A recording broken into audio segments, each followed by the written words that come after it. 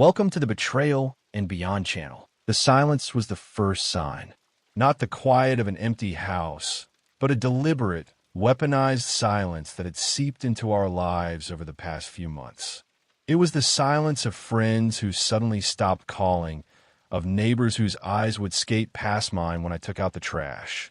It was the silence of my own wife, Genevieve, who now moved through our home with the careful, martyred grace of someone walking on glass. When she finally told me she was leaving, it wasn't a fight. It was a performance.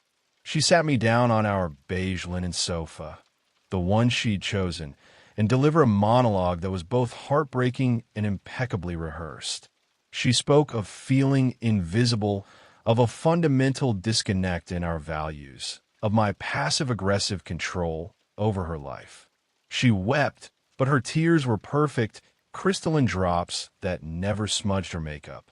I was so stunned, so blindsided by the accusations, that I barely defended myself. I just sat there, the villain in a play I didn't know I was cast in. The real story began 2 weeks later, in the hollowed-out shell of our shared life. She had moved out, taking her clothes, her books, and the abstract art she loved. I was left with the furniture, the silence, and a profound, disorienting sense of shame. I was packing up the garage, sorting through a decade of accumulated life, when I found it. Tucked behind a stack of old vinyl records was a box I didn't recognize. It was a simple cardboard box, but it was sealed with heavy-duty packing tape and had one word written on the side in her elegant script: Arsenal. My first thought was that it was a strange name for a box of keepsakes. Curiosity got the better of me. I slit the tape with my utility knife and lifted the flaps. My blood went cold. It wasn't keepsakes. It was a meticulously curated collection of lies. On top was a cheap, pay-as-you-go burner phone. Next to it, a small, spiral-bound notebook. I opened the notebook. It wasn't a diary of her feelings. It was a logbook of my supposed transgressions. Dates, times, and twisted interpretations of mundane events. Asterisk May 12th. J. Criticized my spending again. Made me feel small and financially incompetent. Asterisk I remember that day. I had asked if we should cut back on eating out to save for the new roof. Asterisk June 3rd. J. Flew into a rage because I was 10 minutes late. His anger is becoming frightening. Asterisk a rage? I had been worried and had called her 3 times. When she got home, I had hugged her with relief. Beneath the notebook was a collection of printed-out text messages, our text messages. But they were edited, cropped and highlighted to remove all context, to strip away my loving replies, leaving only her half of a conversation, making her sound desperate and ignored. Then I found the draft of a GoFundMe page. The title was Help Genevieve Escape and Rebuild. The text was a harrowing, fictional account of her life with an emotionally abusive and financially controlling husband. It painted me as a monster, a quiet tyrant who isolated her from her friends and systematically dismantled her self-esteem. It was asking for $20,000 to help her get a new apartment and start her life over, free from fear. But the final item in the box was the one that made me physically ill. It was a small, theatrical makeup palette, the kind used to create bruises. Greens, purples, a sickly yellow. And next to it, a printed-out screenshot from a YouTube tutorial titled, How to Create a Realistic Bruise Effect. I stumbled back, my legs weak, and sat heavily on a stack of old newspapers. This wasn't a breakup. This wasn't a messy, sad ending. This was a character assassination. A premeditated, calculated campaign to destroy my reputation and profit from the rubble. She hadn't just left me. She was preparing to go to war. And this box was her arsenal. Suddenly, the last 6 months clicked into place with horrifying clarity. Her new volunteer work at a local women's advocacy center. It wasn't about charity. It was about building her credibility. The new friends she'd made there, the sad, knowing looks they gave me when I drop her off. And Alistair Finch, a charismatic, wealthy philanthropist she'd met through the center, a man who ran his own foundation for empowering survivors. She had spoken of him with reverence, calling him her savior, a man who had opened her eyes to her own situation. He wasn't her savior. He was her audience, her co-conspirator. I felt a surge of pure, white-hot fury, followed by something colder and far more dangerous: resolve. She had created a fictional narrative where she was the victim and I was the villain. She had her script, her props, her stage. She thought I would crumble in the face of her accusations, that I would be too ashamed or too heartbroken to fight back. She had mistaken my kindness for weakness. I took out my phone and photographed everything in the box. Every page of the notebook, every doctored text, the GoFundMe draft, the bruise palette. I documented it all with the cold precision of a crime scene investigator. Then I carefully packed everything back into the box, resealed it, and placed it exactly where I'd found it. She would think her arsenal was still safe, her secrets still hidden. I walked out of the garage and back into the empty house. The silence was still there, but it wasn't oppressing me anymore. It was the quiet focus of a strategist preparing for a duel. She had chosen the weapons: lies and manipulation. But I would fight back with a weapon she had completely underestimated: the truth. My battle for my name, my reputation, and my life had just begun. I wasn't just going to defend myself against her narrative. I was going to dismantle it, piece by piece, until the only thing left standing was the raw, undeniable truth of her deception. For the next week, I lived a double life. By day, I was the heartbroken, bewildered husband, just as she'd painted me. I went to work, spoke to my few remaining friends in a quiet, wounded tone, and let the silence of our empty house consume me. But by night, I was a different man. I became a researcher, a detective, an archivist of my own life, hunting for the truth she had so carefully tried to bury. My first target was Alistair Finch. A quick search revealed a man who had built an empire on the currency of public sympathy. His foundation, the Finch Initiative, was a PR masterpiece. He was photographed at galas, shaking hands with mayors, his face a mask of compassionate gravitas. He wrote op-eds about believing survivors and ending the cycle of abuse. He was, on the surface, untouchable, but I knew men like Alistair.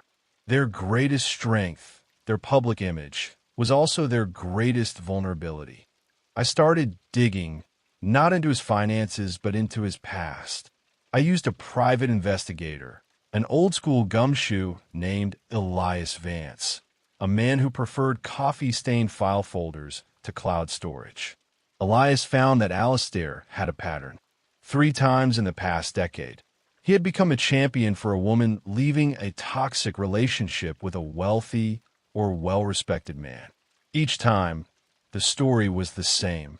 The woman would emerge as a brave survivor, her story amplified by Alistair's platform, and the man would be left in ruins, his reputation shattered. In the aftermath, Alistair would quietly acquire a significant asset from the disgraced man. Once it was a piece of real estate in a forced sale, another time it was a controlling interest in a struggling company. He wasn't a savior. He was a predator who used the language of victimhood as a smokescreen for corporate rating. Genevieve wasn't his partner. She was his pawn, a tool to dismantle me so he could pick up the pieces. While Elias dug into Alistair, I focused on building my own arsenal of truth. I systematically went back through a decade of our life together. I gathered bank statements that showed our shared financial decisions, contradicting her narrative of financial control. I found emails and travel itineraries from the dozens of solo trips and retreats I had encouraged her to take to find herself, making a mockery of her claim that I had isolated her.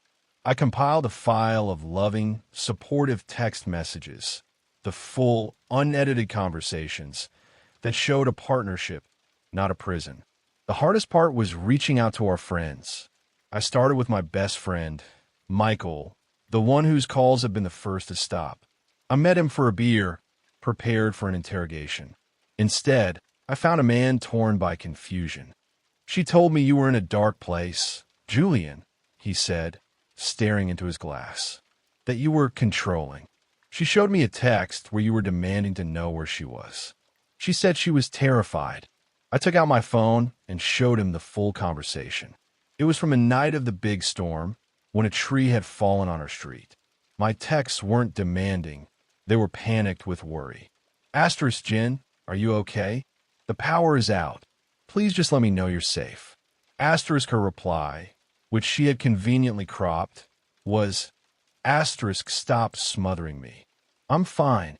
Asterisk. Michael stared at the screen, his face paling. "Oh my God," he whispered.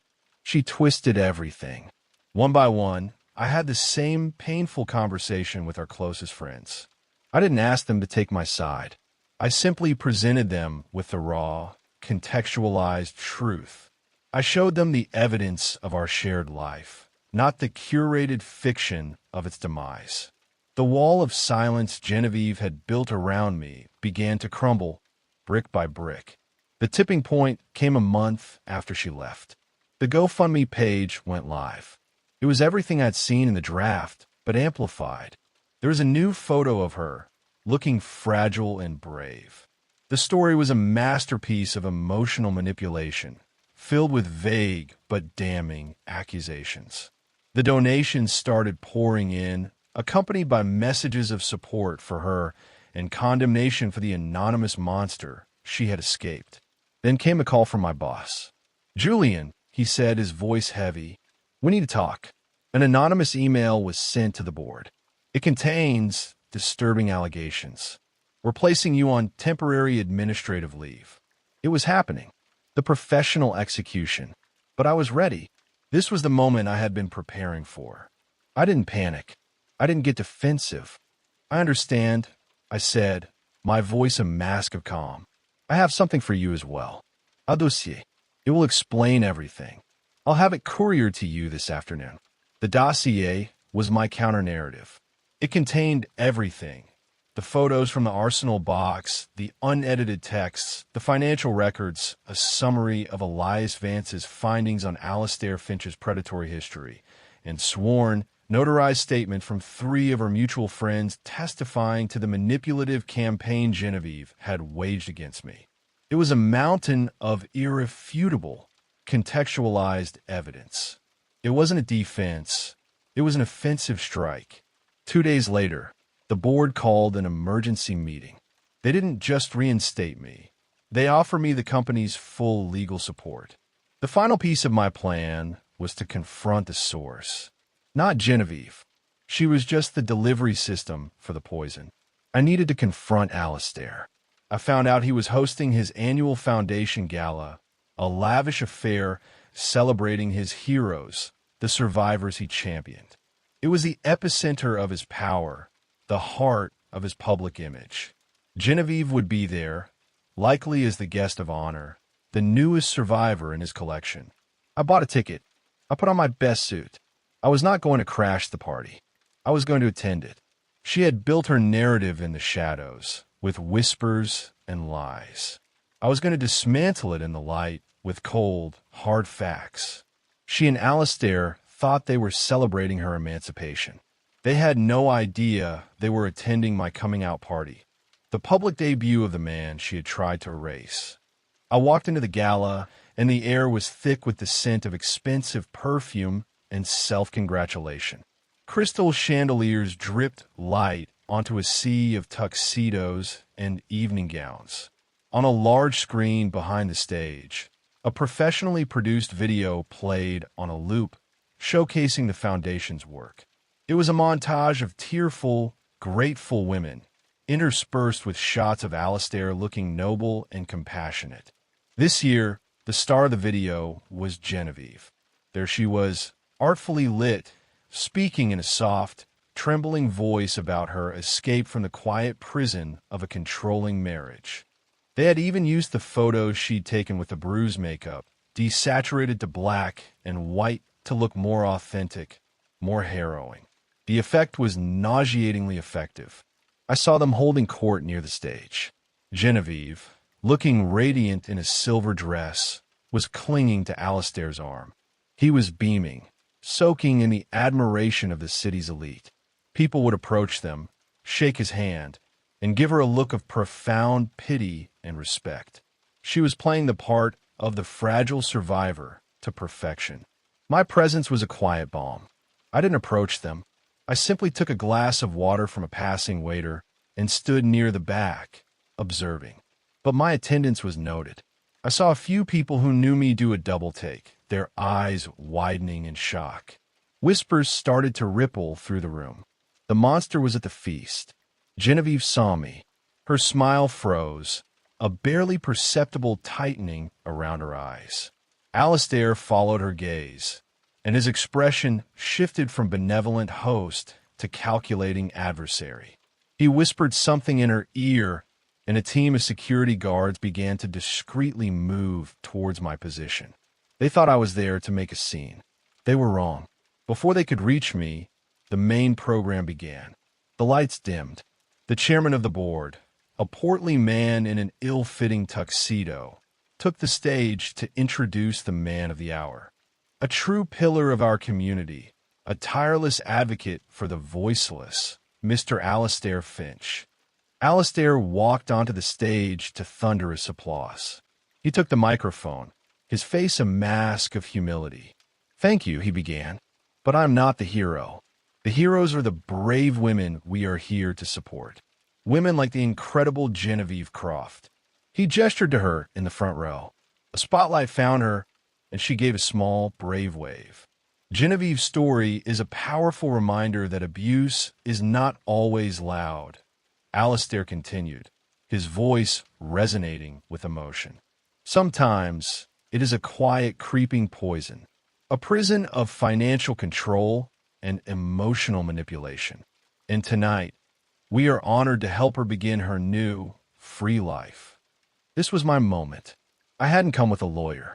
I hadn't come with security. I had come with a single, unassuming courier. As Alistair spoke, my man, dressed as a waiter, moved calmly through the crowd, not with a tray of champagne, but with a stack of thin, elegant folders. He placed one at every table, in front of every guest. Inside each folder was a single double-sided sheet of high-quality paper. On the front was a simple heading, Context. Below it were two images. On the left was the cropped, out-of-context text message Genevieve had shown to our friends. On the right was the full, unedited screenshot of the entire conversation, showing my worried replies. Below that, a line from her GoFundMe page about my financial abuse, placed next to a clear, concise summary of our joint bank account, showing the thousands of dollars I had transferred to her personal account for her business ventures and solo trips. On the back of the page, under the heading Narrative, were two more images. The first was the professionally shot, bruise photo from the Foundation's video. Next to it was the screenshot of a YouTube makeup tutorial, how to create a realistic bruise effect, that I had found in her arsenal box. There were no accusations, no angry letters, just the quiet, irrefutable power of truth placed next to fiction. A confused murmur spread through the ballroom as people opened the folders. The applause for Alistair faltered and died. I saw a woman at a nearby table gasp, her hand flying to her mouth. A man squinted at the page, then looked up at the stage with an expression of dawning disgust. Alistair, sensing the shift in the room, lost his place in his speech. As I was saying, he stammered, but no one was listening. They were all looking at the papers in their hands. Genevieve had gone pale, her eyes locked on a folder in the hands of the woman next to her. Finally, a well-known journalist at a front table stood up. She wasn't looking at Alistair. She was looking at me. "Mr. Croft," she said, her voice cutting through the silence. "Do you have a comment on this?" I stepped forward. I didn't raise my voice. The documents speak for themselves, I said calmly. I'm not the villain in my wife's story. I'm the first victim of Alistair Finch's next acquisition. I looked directly at Alistair, whose face was a mixture of shock and pure fury. Isn't that right, Alistair? Tell them about your pattern. Tell them about the men you destroy so you can pick their bones clean. Panic erupted. The carefully constructed facade of the evening shattered into a million pieces. Alistair stood frozen on stage as his wealthy donors stared at him, not with admiration, but with suspicion. His entire enterprise was built on trust and credibility, and I had just demolished the foundation. Genevieve didn't scream. She didn't cry. She did the only thing she could do. She stood up, her face a blank mask, and walked quickly out of the ballroom, a silent retreat from a battle she had already lost. I didn't watch her go. My duel was over. The fallout was immediate and catastrophic for them. The gala ended in chaos. The next morning, the journalist who had spoken up ran a front-page story, not just about my story, but about Alistair's predatory history, which her paper's investigative team quickly corroborated. His foundation imploded within a week as donors pulled their funding. He is now facing multiple lawsuits. Genevieve disappeared. She deleted the GoFundMe page and all her social media. I heard she moved to another state to live with her sister. Her reputation in our city utterly destroyed. The divorce was quiet and fast. She didn't contest a single thing. In the end, she left with nothing but the story of her own making, a story no one believed anymore. For me, life began again. My company reinstated me with a public apology. My true friends rallied around me. Their loyalty forged even stronger in the fire. But the victory wasn't in my professional vindication or the clearing of my name. The real victory was internal. I had faced down the darkest, most manipulative kind of attack and had refused to become the monster she wanted me to be. I fought back not with rage, but with clarity. Not with lies, but with undeniable truth. I sold the house and moved into a loft downtown. It's filled with my things, my books, my music. The silence is different now. It's not a weapon. It's just peace. The duel for my life is over. And for the first time in a long time, I am truly, completely, and unapologetically myself. Thank you for listening to this story on betrayal and beyond. It's time to hear from you. Which moment in this story was the most shocking? Discovering the arsenal box or the final public confrontation at the gala? The story you've just heard is about a battle for the truth against a carefully constructed narrative of lies. Have you ever had to fight for your own reputation or correct a story that was being told about you? Share your experience in the comments below. If this story moved you, please show your support by liking and subscribing for more. And always remember, a lie can get halfway around the world before the truth has a chance to get its boots on, but the truth always wins the war.